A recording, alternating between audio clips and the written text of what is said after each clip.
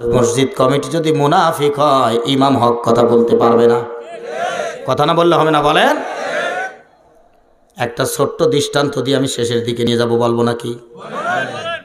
মসজিদের কমিটির লোকজন প্রশংসা করলো ভাঙুড়া শহরে, উপশহরে গিয়ে, অন্যান্য জায়গায় গিয়ে, আমাদের ইমামের সাথে ভালো ইমাম নাই। আপনাদের খতিব সাহেব মাওলানা আইয়ুব আলী সাহেব, আপনাদের খতিব, আপনারা প্রশংসা করলেন, খুব ভালো। উনি চিন্তা করলেন সমাজে তো বড় বড় রোগ আছে, কোরআন থেকে রোগগুলো বলি যাতে মানুষ রাস্তা খুঁজে পায়। প্রথম জুমায় উনি সুদের ব্যাপারে কথা বললেন, মাইন্ডে নিন না, বোঝাবার জন্য বলছি। সভাপতি সাহেব মনে করেন সুদ খায়, চিন্তা করলেন হুজুরকে এত ভালোবাসি, মাঝে মধ্যে হাদি বথা বাতাই মোটা অঙ্কের, যাতে বাচ্চাদের জন্য ফল কিনান ওনার পকেটে টাকা না লাগে। হুজুর আমার বিরুদ্ধে লেগে গেল, যা হয় হোক, দেখি পরের জুমায় কি হয়। পরের জুমায় ঘুষের ব্যাপারে কথা বললেন। সহসভাপতি সরকারি চাকরি করে, টেবিলের উপর দিয়ে, নিচ দিয়ে, রকেটে, পকেটে, বিকাশে, নগদে, উপায়ে, ব্যাংক অ্যাকাউন্টে খায় জনমের খাওয়া। কি হইল হুজুরের, হয়েছেটা কি? তৃতীয় জুমায় দুর্নীতির ব্যাপারে কথা বলেন। তবে আলহামদুলিল্লাহ বাংলাদেশের অধিকাংশ মসজিদের অ্যাকাউন্ট এখন যৌথভাবে হয়ে গেছে, অধিকাংশ মসজিদের। তো ওই মসজিদের মনে করেন নাই, অ্যাকাউন্ট না থাকার কারণে 4-5 লাখ টাকা যা আছে ক্যাশ, ক্যাশিয়ার সাহেব নিজের ব্যবসার সাথে ওটা ব্যবহার করে। চিন্তা করলেন হুজুর তো আমারও ছাড়লো না, বিপদ এসে গেল। চতুর্থ নম্বর জুয়ায় মাসের শেষ পর্দার ব্যাপারে ওয়াজ করলেন। অপর্ণা ফি বুয়ুতিকুন্না ওয়ালা তাবাররুজনা তাবাররুজাল জাহিলিয়াতিল উলা। সেক্রেটারি বউ পর্দা করে না, মেয়েরাও পর্দা করে না, মাথায় একেবারে বজ্রপাত হয়ে গেছে।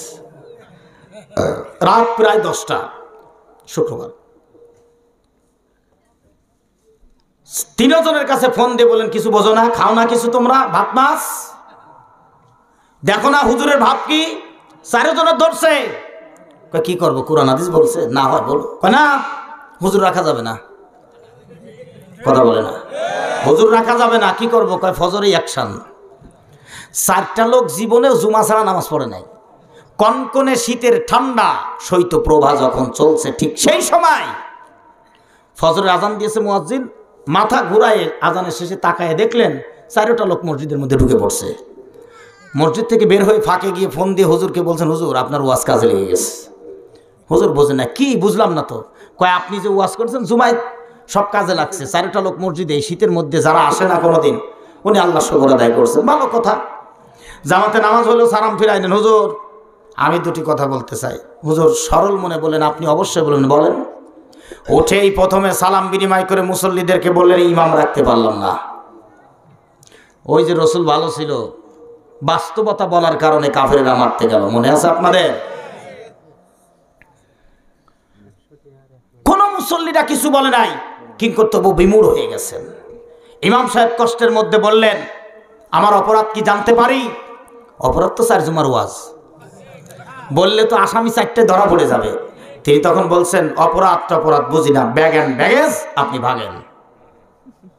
ইমাম হযরত হক বলেন, প্রত্যেকটা মাসে যদি একটা ইমাম চেঞ্জ হয় হক কথা বলার কারণে, ইজ্জত আপনারও বাড়বে, বরং 1 বছরের মাথায় ওই এলাকার আপামর জনসাধারণ দাঁড়িয়ে বলবে, কমিটি বের হয়ে যাও মসজিদ থেকে, তোমাদের মতো মুনাফিকের কারণে মসজিদে ইমাম টেকে না। কথা বলেন ঠিক না?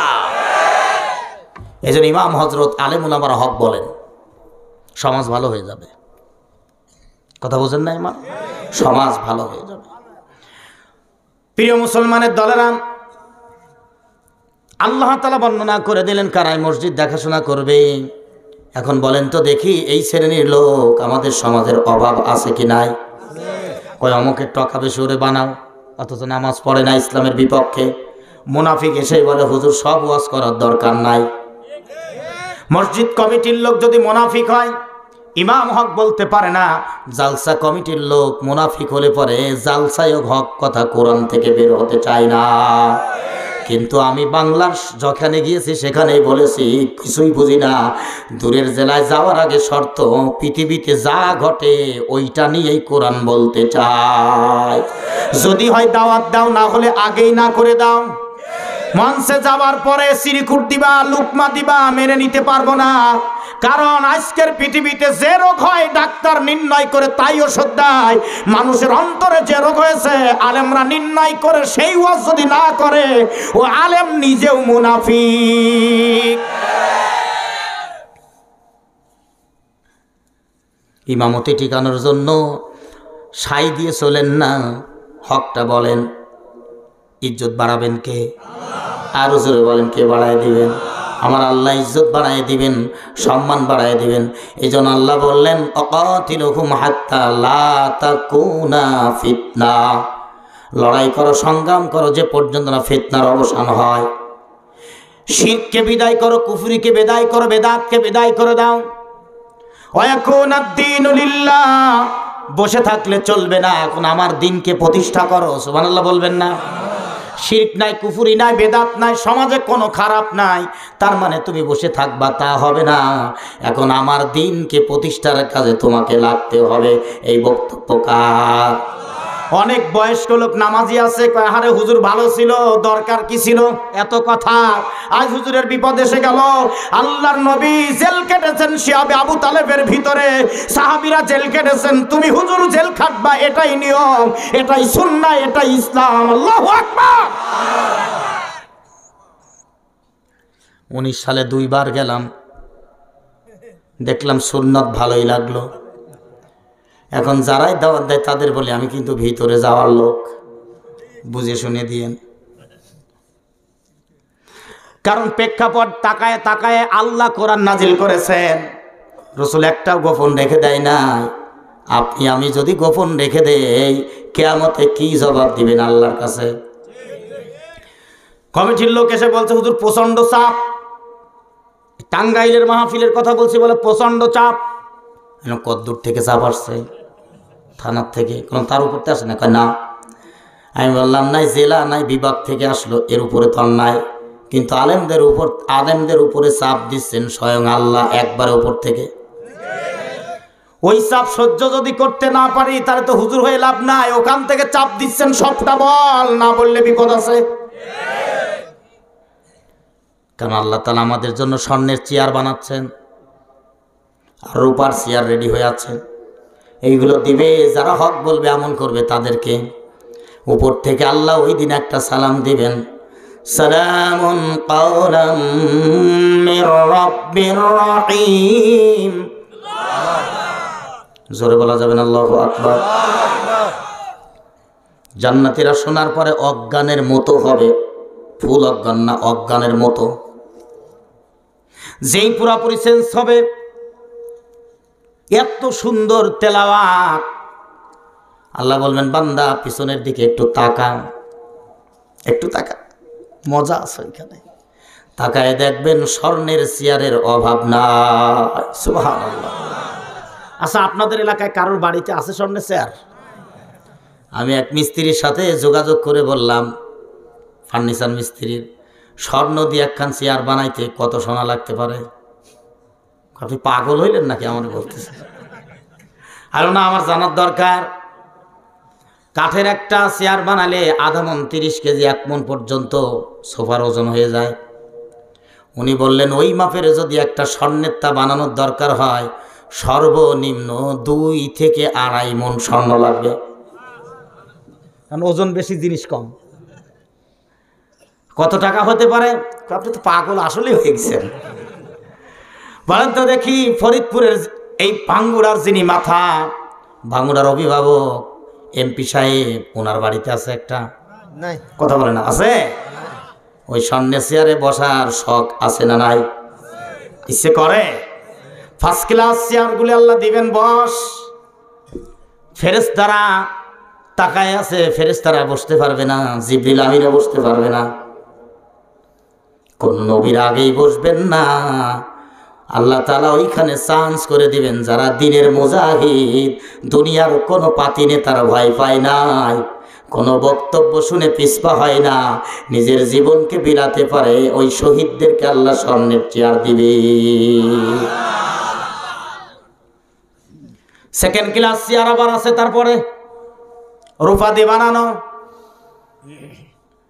ও বান্দা পিছনের দিকে তাকা, কয়েক লক্ষ কয়েক কোটি তো বসলি স্বর্ণের, এবার আরো বসা লাগবে, আরো জায়গা আছে। বোঝেন না কেন আলেমরা নিজের জীবনের মায়াটাকে ছেড়ে দিয়েছেন? মাকে বললাম, মা গো যদি শোনো তোমার ছেলে নাই, বুঝবা সেই দিন কেউ যদি গায়ে হাত দেয় কোরআন বলার কারণে। স্ত্রীকে একই কথা বললাম, সন্তানগুলোকে একই কথা বলেছি। কারণ এই জীবনে যখন এলেমটা পেয়েছি মা বাবার মাধ্যম দিয়ে, এলেমের যদি সঠিক প্রচার না করে দুনিয়ার থেকে চলে যায়, কিয়ামতের দিন, মুসিবতের দিন কেউ আমার পাশে দাঁড়াবে না। এ যুবক, তোমার হাতে একটা রিভলভার দেয়, একটা পিস্তল দেয়, একটা শটগান দেয়, সাধারণ একটা চাপাতি তুলে দিল, একজনকে হত্যা করতে বলে, তুমি তাই করে ফেলো তোমার নেতাকে খুশি করার জন্য। তুমি কি জানো যেদিন ধরা পড়ে যাও, বিপদ যেদিন আসে, নেতার কিছুই হয় না, তোমার ফাঁসি হয়ে যায়। এ যুবক, ফিরে আয়, ওই নেতার পিছনে নাই, যার জন্য জীবন দিলে পরে স্মরণের চেয়ার পাওয়া যায়। ওই মুহাম্মদুর রাসূলুল্লাহর দলে যোগ দেওয়ার দরকার আছে কিনা?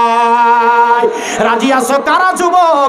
এখন আল্লাহু আকবার বলে হাত দেখাও। লিল্লাহি তাকবীর। আল কোরআনের আলো ঘরে ঘরে আলো, আল হাদিসের আলো ঘরে ঘরে আলো। কোরআন ছাড়া অন্য কিছু আমি না মানব না, ইসলাম ছাড়া অন্য কিছু আমি না মানব না। ইসলামের শত্রুরা হুঁশিয়ার সাবধান। লিল্লাহি তাকবীর, আল্লাহু আকবার। একবারে শেষের দিকে নিয়ে চলে যাচ্ছি, শেষ করব এখন। ঈমান কারে বলে দেখেন, অসংখ্য চিত্র চোখের সামনে এখন ভাসছে আমার। একটা ছোট্ট কথা বলি, যে আল্লাহ যখন ধরে শক্ত করে ধরে, যা দিয়ে ধরে তা দুর্বল। মনে আছে বিষয়টা? আল্লাহ তাআলা ওখানে দিন প্রতিষ্ঠার কথা বলে নিলেন, ওয়ায়াকুনা দ্বীনু লিল্লাহ। এরপরে বলছেন ফাইনিন তাহাউ ফালা উদওয়ান, অথবা যদি তারা নিবৃত হয়, আত্মসমর্পণ করেন, কারো প্রতি জুলুম করো না, ইল্লা কিন্তু বাট আলা যালিমিন, জালিমদেরকে বিশ্বাস করো না। কার কথা? আল্লাহ বলছেন জালিমদের বিশ্বাস করো না। দেখুন একটু তাকায়, একবারে শেষের দিকে নিয়ে চলে যাচ্ছে। রাসূলুল্লাহ বদরের প্রান্তরে সাহাবীদেরকে রিক্রুট করেছিলেন কতজন বলেন? 313 জন। 313 জন, কিন্তু প্রথম ছিল 311 জন রিক্রুট করলেন। ইতিমধ্যে দুটো আপন ভাই মাজ ও মুআব্বাজ রাদিয়াল্লাহু তাআলা আলাইহিম আজমাইন মারে বললেন, মা ইসলামের প্রথম জিহাদ, আমরাও যেতে চাই। মা রাজি হয়ে গেলেন। ও মায়েরা ভালো করে শোনেন, আপনাদের সন্তানগুলোকে আপনারা ইলম দিতে পারলেন না, ইসলামের পথে পাঠাইতে পারলেন না, দ্বীনের মুজাহিদ বানাতে পারেন নাই। দেরি হলো না, মা দুঃখিনী সঙ্গে চললেন হুজুরের কাছে গিয়ে বলেন, হুজুর আমার ছেলে দুটাকে আপনি নিয়ে যান। বলেন ওদের বয়স হয় নাই, শারীরিক ফিটনেস নাই, নেওয়া যাবে না। বাচ্চা দুটি আবেদন করলেন, শরীরে শক্তি আছে। মা একই কথা বলে, নাসরবান্দা হয়ে গেলেন। রাসূলুল্লাহ বললেন, ঠিক আছে দুই ভাই কুস্তি শুরু করো, যে পারবে সে যাবে, যে পারবে না সে যাবে না। দুই ভাই শরীরের শক্তি দিয়ে লড়তে লাগলেন। ছোটটার চাইতে বড়টার শরীরে শক্তি বেশি ছিল। এক পর্যায়ে ছোট ভাইকে চিৎ করে বুকের উপরে বসে দুই হাত ধরে ফেলেছেন। কোনোভাবে বড় ভাইকে ছোট ভাই আর নিচেই ফেলতে পারে না। বড় ভাই ময়দানে যাবে, ছোটটা তো যেতে পারছে না। ছোটটার চোখ ভরা পানি এসে গেছে, কোনো কথা বলছেন না। এক পর্যায়ে বড় ভাই ছোট ভাইয়ের চোখের পানি দেখে চিন্তা করলেন, ছোট ভাই আমার কান্দে কান, আদর করতে যাচ্ছেন। এমন মুহূর্তে ছোট ভাই বড় ভাইয়ের ঘাড়ের এখানে মাথা টান দিয়া কানের কাছে মুখটা আগায় নিয়ে বলছেন, ভাইয়া আগে শক্তি খাটে উঠে যেও না, আগে আমার কথাগুলো শোনো মন দিয়া। ও ভাইয়া, ইসলামের প্রথম ময়দান, দুই ভাই একসাথে আবেদন করলাম, তুমি একা চলে যাবে, শক্তি বেশি। মনে কি তোমার পড়ে না যে আমরা দুই ভাই একসঙ্গেই খেলাধুলা করি, দুটি ভাই একসঙ্গে গোসল করি, একসঙ্গে খানা খাই, একসঙ্গে রাতে একই বিছানায় ঘুমাই, কেন আজকে আমাদের তুমি ফেলে যেতে চাও? কি মান! আল্লাহ কি ঈমান ছিল তাদের। দেরি মোটেও হলো না, এত মজবুত ঈমান নিয়া বলছেন ভাইয়া রে একটু সুযোগ করে দে, আমি একটা বার তোরে নিচে ফেলে দেই। বড় ভাইয়ের হৃদয়ে ব্যথা লেগে গেছে। ছোট ভাই তো ঠিকই বলল, মোটেও দেরি হয় নাই। নিজের শরীরটা যখন আগলে দিলেন, দুর্বল করে দিলেন, ছোট ভাই এক টান দিয়ে বড় ভাইকে নিচেই ফেলে দিয়ে বুকের উপরে বসে প্রিয় নবীর দিকে চোখ ভরা পানি নিয়ে কাঁদেন আর বলেন, ইয়া রাসূলুল্লাহ। বড় ভাই শক্তিওয়ালা মানুষ, আমার যে শক্তি কম তা নয়, আমাকে আপনি মাহরুম করবেন না, আমাকে ময়দানে যেতে যান। নবীর চোখে পানি এসে গেছে। ওরে মা আব্বাস, এত ঈমান মজবুত তোদের, আমি নবী আর মানা করব না, উঠে আয় দু ভাই। নবীজি দুই ভাইকে পাশে নিয়ে ঢাল দিতে পারে নাই, তলোয়ার দিতে পারে নাই, তীর দেন নাই, ধনুক দেন নাই, বল্লভ দেন নাই, খেজুর গাছের বাগি ভাঙলেন। ওই দুইটা ঢাল দুইজনের হাতে দিয়ে বললেন, এটাই তোদের আত্মরক্ষার হাতিয়ার, নিয়ে যা। আব্দুর রহমান ইবনে আউফ বলেন, আমি বিরক্ত বোধ করতে লাগলাম, কেন এবার রাসূল এই দুইটা বাচ্চাকে পাঠালেন। বাচ্চা দুইটি বীর বিক্রমে আমার কাছে এসে বললেন, চাচা যান, আমরা শুনেছি মক্কাতুল মুকাররমার জীবনে সবচাইতে বেশি কষ্ট দিয়েছেন আবু জেহেল নামক এক কাফের নেতা। আমরা তারে চিনি না, আমরা ওই কাফের নেতার সাথে লড়তে চাই, সাধারণ সোলজার, কনস্টেবল, সিপাহী, সৈনিকের সঙ্গে নয়। আব্দুর রহমান ইবনে আউফ বলেন, বাচ্চা দুটো সাহস দেখে আমি আশ্চর্য হয়ে গেলাম। আমি খুঁজে পেয়ে গেলাম ওই যে পশুর উপরে সওয়ার হয়ে আবু জেহেল, দুইটা বাচ্চা বীর গতিতে আগায় গিয়ে দুই পাশে পজিশন নিলেন। লড়তে লড়তে এক পর্যায়ে মাদের হাতের উপরে, ডান বাহুর উপরে আঘাত এসে গেল। এই হাতটা কেটে বগলের চামড়ার সঙ্গে ঝুলতেছিলেন। আমি নজর করে দেখলাম কষ্ট হয় ময়দানে। বাচ্চাটি পায়ের নিচে হাতখানা পাড়াতে ধরে আল্লাহু আকবার বলে এক টানে ছিঁড়ে ফেলে বাম হাত দিয়ে আল্লাহর নবীর দেওয়া খেজুর গাছের ওই ঢালখানা তলোয়ার হিসাবে মেরে দিলেন। আবু জেহেল ধরাশায়ী হয়ে গেল। একটু জোরে বলেন না কেন আল্লাহু আকবার।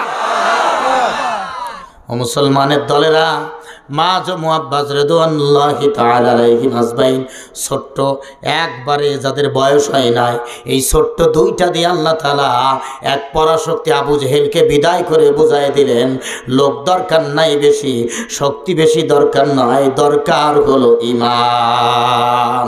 কথা বলেন। আল্লাহ তাআলা নিজে বলেন, বান্দা ভয় পাস না, ওয়ালা তাহিনু ওয়ালা তাহজানু ওয়া আনতুমুল আ'লাউনা ইন কুনতুম মুমিনিন। তোমাদের কোনো ভয় নাই, কোনো চিন্তা নাই যদি তোমরা মুমিন হও। আমি আল্লাহ তোমাদেরকে ঈমানের বলে বলিয়ান করব। আল্লাহু আকবার বলেন। কবি বলেন, বাতিল সে দবনে ওয়ালে আয়াসমা নেহি হাম সবার গরজ কাহে তো ইন্তেহা হামারা। আমরা বাতিলের সামনে মাথা নত করার কোনো জাতি নয়। ওই আকাশ সাক্ষী, জমিন সাক্ষী। আল্লামা ইকবাল বলেন, মুসলমান বাতিলের কাছে মাথা নত করে না। সিংহের জাতি হলো মুসলমান। সিংহ, সমস্ত নবীগুলো হলো সিংহের জাতি, আর তাদের অনুসারীরা দুর্বল বিড়ালের মতো হতে পারে না। কথা না বললে হবে না, জোরে বলেন। সুতরাং পৃথিবীতে যদি কোনোদিন আবার সেই সম্মুখ যোদ্ধা নেমে আসে, ভাঙড়ার এই ভবানীপুর দিয়ার পাড়ার যুবকেরা কি ময়দানে দাঁড়াতে রাজি আছে? সবাই বলেন, ময়দানে দাঁড়াতে রাজি আছেন? আল্লাহ তাআলা সাহায্য দিবেন। কে সাহায্য দিবেন? সবাই বলেন, কে সাহায্য দিবেন? বালা ইন তাসবিরু ওয়া তাত্তাকু ওয়া ইয়াতুকুম মিন ফাওরিহিম হাযা ইউমদিদুকুম রাব্বুকুম বিখামসাতিন আলাফিম মিনাল মালাইকাতি মুসাওয়িমিন। আল্লাহু 5000 অশ্বরোহী ফেরেশতা কে রেডি করেছেন? কথা বলেন, কে রেডি করেছেন? আল্লাহ তাআলা বলেন, আমি প্রয়োজনে আবার এগুলো সাহায্যের জন্য, তোমাদের সাহায্যের জন্য জমিনে পাঠিয়ে দেব। এই জন্য মুসলমানরা ভয় পাবে না, হতাশ হবে না, চিন্তিত হবে না। এরা ময়দানে দাঁড়াবে ঈমান নিয়ে। হযরত ওমর ঈমান এনে বললেন, ইয়া রাসূলুল্লাহ, আমি যে কালেমা শাহাদা পড়লাম এটা সত্য বলে, এটা সত্য। যে কোরআনের কথা আপনি বলেন তা সত্য, যে আল্লাহর কথা আপনি বলেন সত্য। আপনি রসুল, এটা বাস্তব। 4টি ব্যাপারে রসুল বললেন হ্যাঁ সবগুলো ঠিক। হযরত ওমর বললেন যেটা ঠিক, যেটা 100%, যেটা আল্লাহ, যেটা রসুলের, সেটা গোপন নয়, সেটা ওপেন হয়ে যাবে। আপনি সাহাবীদেরকে দেন, আমি বাইতুল্লাহ পর্যন্ত আল্লাহু আকবার ধ্বনি পৌঁছে দেব। আল্লাহু আকবার বলেন। রসুল কিছুক্ষণের মধ্যেই অনুমতি দিয়ে 11 জন নও মুসলিম দিয়েছিলেন। মাত্র কয়জন? 11 জন নিয়ে 2টা লাইন হয়ে ওমর সামনের দিক থেকে তাকবীর বলেছিলেন। 11 জন একসঙ্গে বলেছিলেন আল্লাহু আকবার। 11 জন ধ্বনি যখন উচ্চারিত হয়েছিল, সেই দিন কাফের নেতা আবু জেহেল চিন্তা করলো কার এত বড় সাহস, সবাই আসো তো দেখি। এসে তাকায় দেখলেন খাত্তাবের ছেলে ওমর সামনে আছে। বলে তাড়াতাড়ি ঘরে যাও, বিপদ আছে। হযরত ওমর বলেছিল যদি স্ত্রীকে বিধবা বানাতে চাও আমার সামনে আসো, সন্তানকে এতিম বানাতে চাও আমার সামনে আসো, কেউ যদি তার বাবাকে হারাতে চাও আমার সামনে পাঠিয়ে দাও, কোন মা যদি তার সন্তানকে হারাতে চাও আমি খাত্তাবের ছেলে ওমরের সামনে আজকে পাঠিয়ে দাও। 11 জনের ধ্বনিতে যদি সব কাফের পালাতে পারে, লক্ষ মুসলমানের ধ্বনিতে সমস্ত কাফের বেঈমান মুনাফিকের বাচ্চারা পালাতে বাধ্য হবে। যারা বলেন কথা ঠিক কিনা? সুতরাং মুসলমান ভয় ফেলে চলবে না। আল্লাহ তাআলা সেই তৌফিক দান করেন। আমরা সকলে বলি আরো জোরে বলি আমিন। সম্মানিত উপস্থিতি, লম্বা সময় আপনারা পার করে ফেলেছেন। রাত ইতিমধ্যে 1টা ক্রস করেছে।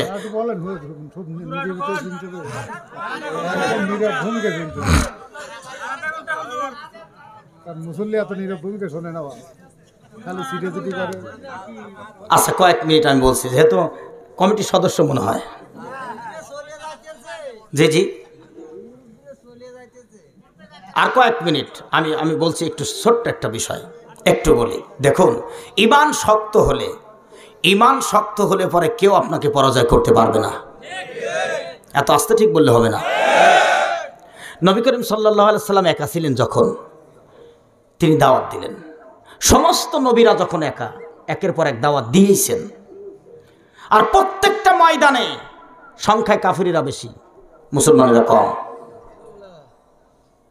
বিজয় হয়েছে কাদের? বলেন, বিজয় হয়েছে কাদের? মুসলমানের। তো যেহেতু মুসলমানের বিজয় হয়েছে, আমরা পৃথিবীতে মুসলমান, আমাদের বিজয় হবে কিনা? সবাই না বললে হবে না, জোরে বলেন হবে কিনা? আর এর জন্য তো আমাদের ভূমিকা রাখতে হবে।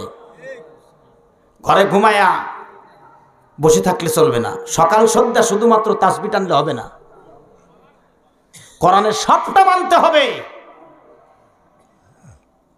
যখন যে অবস্থা তা দেখে দেখে বলতে হবে। আল্লাহু আকবার বলবেন না? এর জন্য যে কাজগুলো দরকার আমি বলতেছিলাম। এখন আপনি আরেকটা দৃষ্টান্ত দিলে আরো সহজ হবে। আপনাদের ভাঙ্গুড়ার থেকে ঢাকাগামী কোনো গাড়ি নাই? আছে না? এই গাড়িতে যখন আপনারা যান, গাড়ির ড্রাইভার বেনামাজি, আপনারা সব নামাজি, 40-45 জন যাত্রী। আপনারা নামাজ আদায় করবেন মাগরিব অথবা আসর, 2টার যে কোনো একটা আযান হলো। ড্রাইভারকে বলছেন ভাই গাড়ি ব্রেক করেন, আমরা নামাজ আদায় করে নিই। ড্রাইভার কর্ণপাত করলো না। যখন বেশি করে বললেন তার মানে চুপ করেন মিয়া, সামনে জ্যাম আছে, গাড়ি ব্রেক হবে না। এতগুলো যাত্রী গাড়িতে থাকা সত্ত্বেও আর ব্রেক হইল না, গাড়ি চলে গেল। এইটাই খালি চেঞ্জ করেন, উল্টায় পরিবর্তন করে দেন। ড্রাইভার নামাজি, যাত্রীরা সব বেনামাজি। একই রকম আজান হয়ে গেল।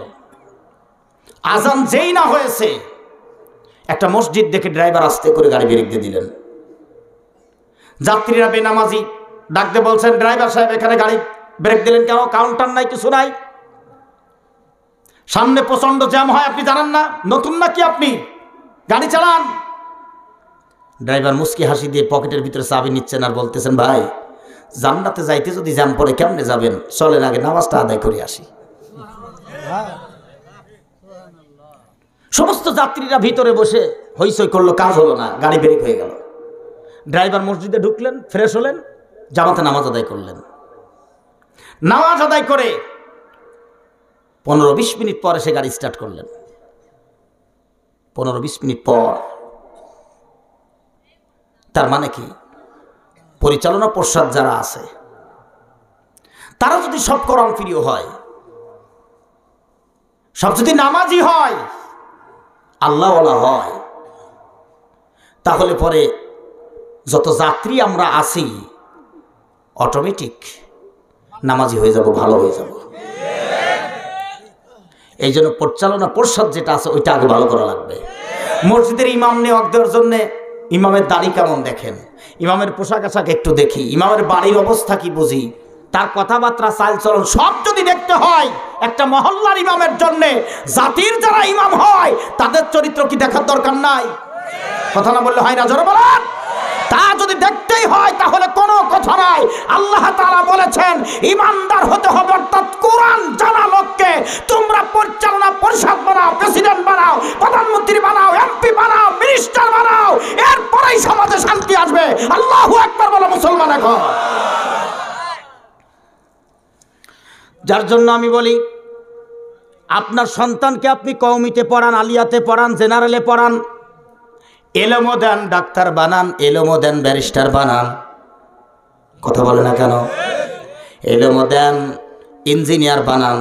এলেম যদি সঠিক মতো পেয়ে যায়, ওই ইঞ্জিনিয়ার কাম করতে গেলে ব্রিজে রডের বদলে বাঁশ দিবে না।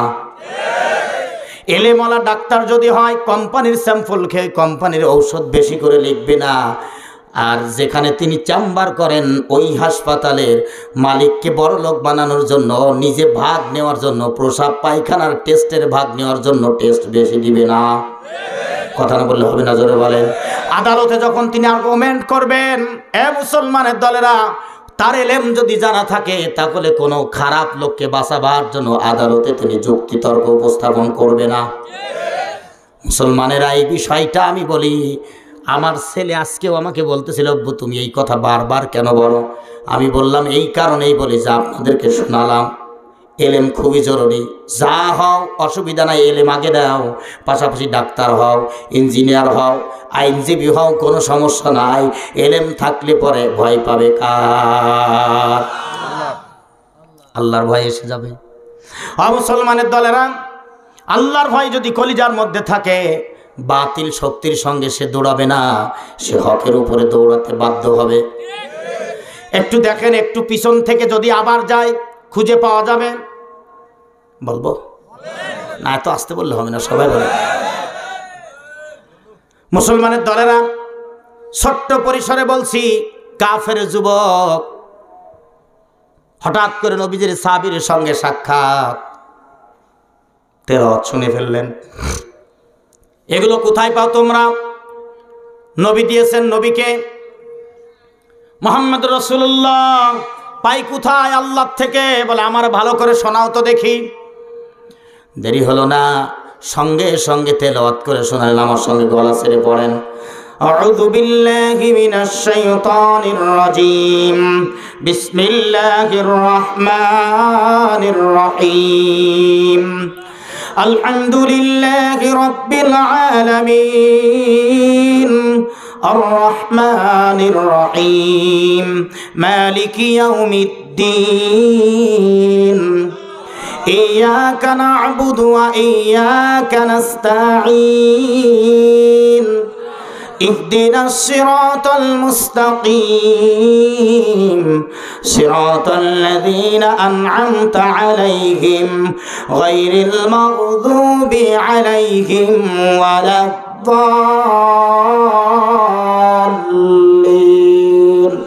আমিন। কাফের যুবকের হৃদয়ের মধ্যে ধুলা লেগে গেছে। এত মজা, প্রশংসা করলো রবের, পৃথিবীর তামাম পৃথিবীর মালিক তার রব প্রশংসা করে নিল। পরম করুণাময় দয়ালু আল্লাহর কথা বলছেন, বিচার দিনের মালিক তিনি, সাহায্য তার কাছে চাই, ইবাদত তারই করে। সুবহানাল্লাহ বলবেন না? নিয়ামত প্রাপ্তদের রাস্তা চায়, পথভ্রষ্টার অভিশপ্তদের থেকে বাঁচতে চায়। যুবকের মনের মধ্যে এতটা আঘাত করেছে, দেরি না করে বললেন, ও ভাই আমাকে একটা বারের জন্য এক খণ্ড কোরআন কি দেওয়া যায়? তখন কোরআন লেখা থাকতো হাড্ডির উপরে, কাঠের উপরে, বিভিন্ন জায়গায় লেখে লেখে এইভাবে রাখতেন। বলে এটা দেওয়া যাবে না, আগে পবিত্র হও। পবিত্র হলেন, পেয়ে গেলেন, এরপরে রসুলের কাছে গেলেন, আল্লাহ নবীর কাছে গিয়ে কালেমা পড়লেন, মুসলমান হলেন। নবীজি তাকে কালেমা পড়ায় মুসলমান করে বললেন, বাড়ি যাও, আগেই বলো না। বাড়ি চলে আসলেন, চেঞ্জ দেখে মা বুঝতে ফেললেন কি যেন হয়েছে। ছেলেকে বললেন, তোমার কি হয়েছে বলো। ধমক দিলেন যখন, ছেলে সবটা বলে দিলেন। মা গো, তেমন পৃথিবীর মানুষ যার কদম মোবারক চুমতে পারলে পরে ধন্য হয়ে যায়, ওই মুহাম্মদুর রাসূলুল্লাহর খেদমতে গিয়ে ওই দলের আমি একজন সৈনিক হয়ে গিয়েছি। সুবহানাল্লাহ।